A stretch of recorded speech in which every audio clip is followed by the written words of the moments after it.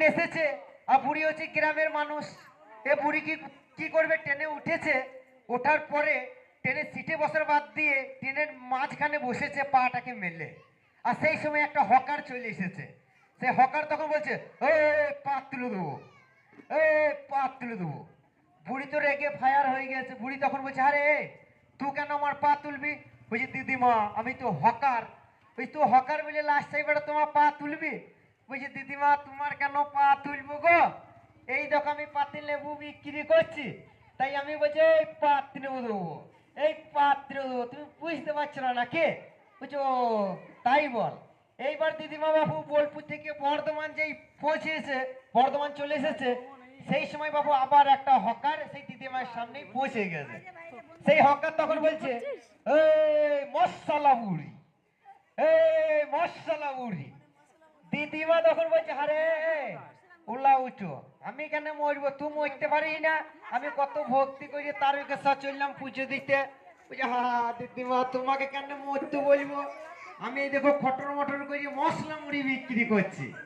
বুঝছো? তুই মশলা মুড়ি বিক্রি করছিস, তাহলে ঠিকই আছে। কিছু দূর যাওয়ার পর বাবু আর একটা হকার বাবু দিয়ারা পৌঁছে গেছে, সাউরপুলির পরে দিয়ারা পৌঁছে গেছে। দিদিমা বলছে, না না আমাকে বলে না, আমি খেলে মরবো না।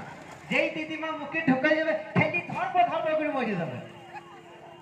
এবার বলছে, আরে আমি লজেসটা 5 টাকা দিয়ে কিনলাম, আমি কেন খেলে মরবো? তো বলছে, দিদিমা আমি তো হকার। বলছি, তুই হকার বললি লাস্ট সাহেব বেটা আমি লজেসটা খেলে মরবো? বলছি, দিদিমা তুমি কেন মরবে গো? আমি হচ্ছে ইন্দুর মারা বিষ হকার, তাই এই ইন্দুরে যদি এই বিষ খাই খেলি মরবে ধরবার করে। বুঝছো? তাইলে ঠিকই আছে।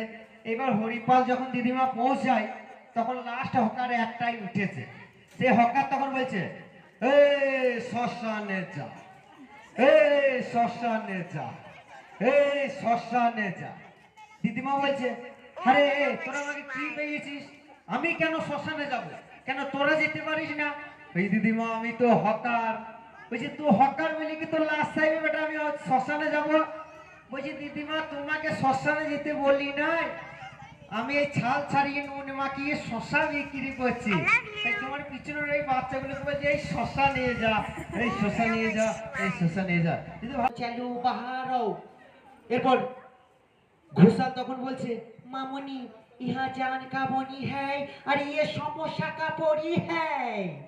এরপর डॉक्टर झटका तक बोलছে, अरे अरे अगर हमको खा नहीं सकेगा इसे दांत तो देखो यार, इसे दांत तो देखो, इसे दांत तो देखो। চিরঞ্জিত বলছে, আরে না, আরে না রে পাগলা না, আমার মাকে যদি অপমান করে আমি কখনো মুখ বুঝে সহ্য করবো না। আরে পাগলা, আরে বউ হারালে বউ পাবি, মা হারালে মা পাবি না, মা হারালে মা পাবি না, মা হারালে মা পাবি না। এবার প্রসেনজিৎ বলছে, এখন যে ছি ছি ছি রে ননি গানটা সকলে শোনা আছে তো? তো প্রসেনজিৎ বলছে, আরে ছি ছি ছি রে ননি ছি, আরে ছি ছি ছি রে ননি ছি রে ছি রে ছি রে ছি রে ননি ছি, আরে ছি আরে ছি। এবার রঞ্জিত মল্লিক তখন বলছে, আরে তখনকে দেখলে তো ননি মনকে চিনলো নাই, আরে সোনাকে চিনলো, ওয়ানাকে চিনলো, মানুষে চিনলো নাই। তখন রঞ্জিত মল্লিক তখন বলছে, কতদিন বসে জগৎ নাই কার কথা কই দিল রে ননি, ছি ছি ছি আর ছি ছি ছি। তো যদি ভালো লাগে একটু জোর করে একটা হাততালি চেয়ে নেবো। তো এই বছর তারকেশ্বর গেছিলাম আমি জল ঢালতে। তো সুন্দর একটি ঘটনা আপনাদের সামনে তুলে ধরছি কিছু মজার জন্য। তো কি হয়েছে, মাস্টার কাকু আছে এই মানে এই পাড়াতে খুব কঞ্জুস মানুষ। এবার মাস্টার মশাই যখন মানে আমার কাকিমাকে বিয়ে করতে গেছে, বিয়ে করে এনেছে, আনার পর মাস্টার মশাই একটা বাড়ি বানিয়েছে, 3 তলা বাড়ি বানিয়েছে। বাড়ির উপর একটা খড়ের চাল দিয়ে আবার একটা বাড়ি স্টার করে বানিয়েছে। এবার যে ঠাকুর মশাই পুজো করছিল পণ্ডিত মানুষ, তাকে জিজ্ঞাসা করেছে, ওই পণ্ডিত আমি বাড়িটা করলাম, তো আমার এই খড়ের চালের বাড়িটার নাম দেওয়া হোক।